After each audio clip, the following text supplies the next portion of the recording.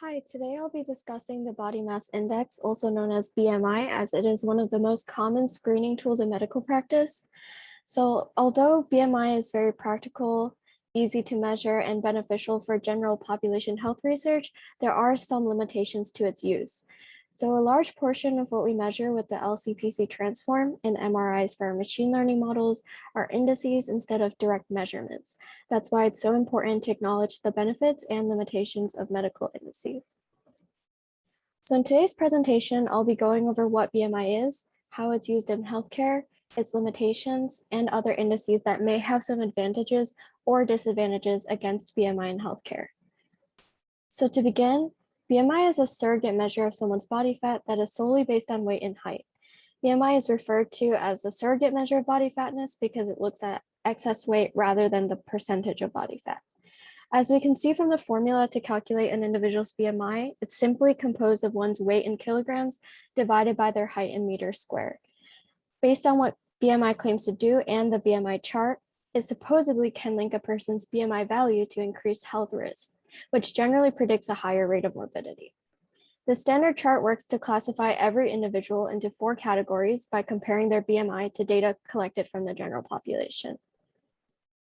So BMI is very commonly used in healthcare as a basic initial screening tool. It's inexpensive, unlike many other screening methods such as EKGs, CTAs, and MPIs. So it's accessible to the general public. Additionally, BMI is non-invasive, which can save time and unnecessary procedures. Its main purpose is to be a quick and easy method to determine if there is any cause of health concerns up front. This means that a BMI in the obese range may cause for further screening due to the potential future health risks. Or even on the other end of the scale, a person who has a BMI in the underweight category may be closely monitored by medical professionals or asked to complete more medical tests to ensure that the individual is healthy. Not only can BMI serve as an effective tool for individuals, it is easy to collect data and analyze public health across different subgroups under different environmental conditions or genetic variation in the population, or just to study general health trends across the population. BMI is also beneficial because of its ability to assign a numerical value to represent a patient's weight status rather than subjective observations by the healthcare professional. This allows somewhat of a standard way of describing one aspect of a patient's health profile. However, I'll soon go into why a simple number cannot be representative enough of a patient's health condition as a whole or be an 100% accurate measure of future health outcomes. Regardless of the practicality of BMI, it's important to note that it is not a diagnostic tool. It is not the final say in medical diagnosis, nor can it be a definitive predictor of potential medical conditions or health risks. So the first major limitation of BMI is that it's an indirect measure of obesity. There have been numerous studies highlighting the misalignment of BMI and body fat. First of all, BMI does not indicate the location of body fat. As we can see on this image on the right, fat distribution varies throughout the body. There is a higher percentage of fat that is essential to some areas. Some types of fat are important, while other fats can be detrimental. And so the percentage of body fat concentrated in one area affects an individual's health. Since BMI does not reveal the distribution of body fat, it can overestimate or underestimate potential health risks. It's critical to realize that weight and height are not always representative of one's muscle mass to body fat ratio.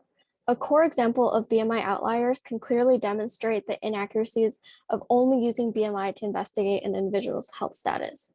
So first, let's take a look at this couch potato. From this picture, we can see an excess in abdominal adipose tissue, which is basically abdominal fat. However, it is possible that he may not be classified as obese if he is lacking fat in other areas of the body. Therefore, this couch potato could be at risk for potential health issues, but remain undiagnosed if only looking at his BMI. Or even if he was diagnosed as obese, so could LeBron James, simply due to his muscle mass. On paper, LeBron James could have the same BMI as a couch potato, yet looking at their body composition, they would not normally be classified in the same level of fitness. The reason why I stress the importance of looking at fat distribution before is because the location in which there is an excess amount of fat can change the likelihood of developing cardiovascular disease. We can see in graph D that waist circumference is positively correlated with BMI. However, looking at graphs B and C, waist circumference cannot distinguish between subcutaneous and visceral adipose tissue. Subcutaneous fat is just under the skin and actually can be beneficial against some diseases. Visceral fat, on the other hand, surrounds the organs. Studies have shown that an excess of intra-abdominal fat or visceral adipose tissue can be associated with metabolic abnormalities. This is why distinguishing the location and type of adipose tissue is essential to a proper medical evaluation. Another area in which BMI is lacking is when it comes to people of varying ages. So past the age of 65, or some may even say earlier, there is a visible increase of cardiovascular disease risk due to obesity. This is something that is not considered by BMI. Therefore, a 30 versus 70-year-old that is slightly overweight may be looking at severely different health outcomes and risks. Additionally, muscle mass decreases with age and body fat increases, which brings us back to our first point about the inability for BMI to distinguish between these two. We can observe in this graph that although body fat increases significantly from 25 to 75 years old, BMI does not reflect these changes. One other area to account for BMI discrepancies are differences between men and women. So women tend to have a higher percentage of body fat than men, so the same BMI value can represent different physical builds depending on the individual sex. We can once again see here a non-linear relationship between BMI and percentage of body fat, and the statistically significant difference between the correlation for men and women. Due to the non-specific measurement of BMI, it can lead to false conclusions. Lastly, BMI is calculated based on a consistent ratio of height and weight. However, taller individuals naturally have a higher body mass, and so it's not unusual for a very tall and thin person to be diagnosed as overweight, while an individual shorter in stature could be misdiagnosed as underweight, when in fact their percentage of body fat could be posing a major health issue.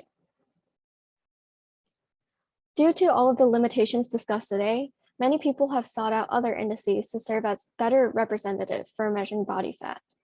Body Adiposity Index is a relatively newer index that takes a hip circumference in centimeters divided by the square root of height in meters cubed and then subtract 18. There's not as much data to support the use of BAI, so it is not as commonly mentioned as BMI. Certain studies have investigated other adiposity indices such as waist circumference, waist to hip ratio, and waist to height ratio, which seem to be a better estimate of body fat distribution. These seem to be decent predictors of cardiovascular disease. However, further research must be done to make definitive conclusions. As of right now, BAI is a composite index that overcomes many of the limitations of BMI while remaining practical and easily available. So I hope this gave you a brief introduction to medical indices, specifically BMI, due to its common use in medical practice. Today, we discussed the limitations to BMI, but in the end, it is worth noting the practicality of BMI that has allowed it to prosper as an initial screening tool for all populations. Thank you.